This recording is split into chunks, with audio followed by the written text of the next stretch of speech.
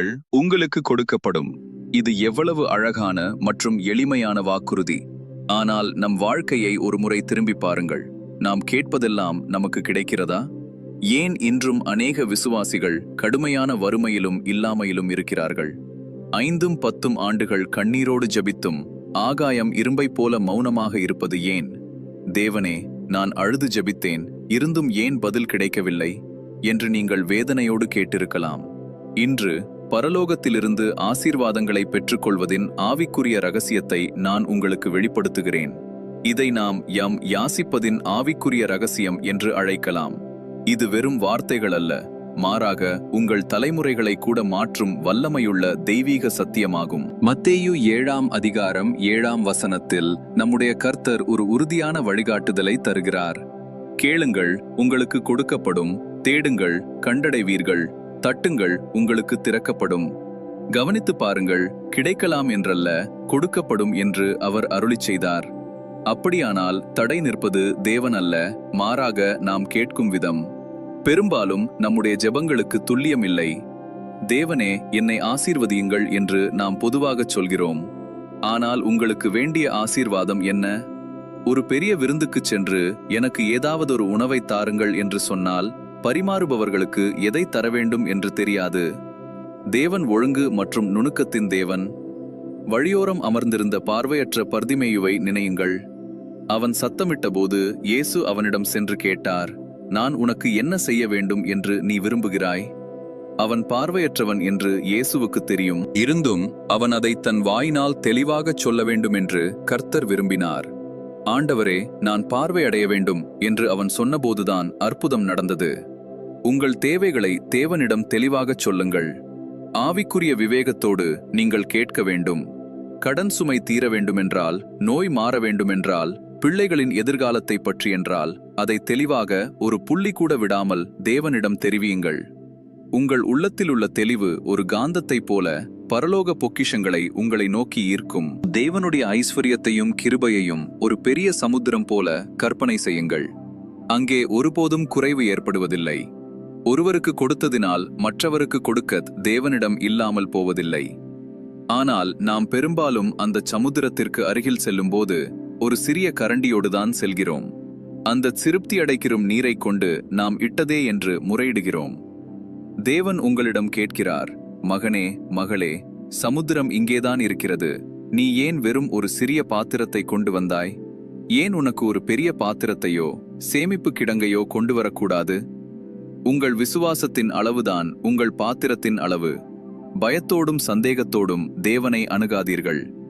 ஒரு சிறு குழந்தை தன் தந்தையிடம் கேட்கும் அந்த தூய்மையோடும் உறுதியோடும் கேளுங்கள். சிறிய எண்ணங்களை தூர எறியுங்கள். உங்கள் தரிசனங்களை விரிவாக்குங்கள். அவர் அகிலாண்டத்தின் அதிபதி.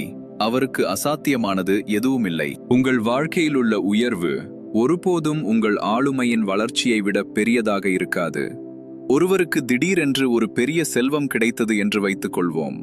ஆனால் அதை கையாளும் புத்தியோ ஒழுக்கமோ அவரிடம் இல்லை என்றால் அந்த செல்வம் சீக்கிரமே அழிந்துவிடும். எனவே வெளிப்புற ஆசீர்வாதங்களுக்காக ஜெபிப்பதோடு மட்டுமல்லாமல், தேவனே, அதை ஏற்றுக்கொள்வதற்கு ஏற்றவாறு என் உள்ளத்தை நீர் உருவாக்க வேண்டும் என்று ஜெபிக்க வேண்டும். எலிசா தீர்க்கதரிசியின் காலத்தில் கடன் சுமையில் இருந்த ஒரு விதவையின் சரித்திரத்தை நாம் வேதத்தில் வாசிக்கிறோம். பாத்திரங்கள் இருந்தவரை எண்ணெய் ஊற்றிக்கொண்டே இருந்தது.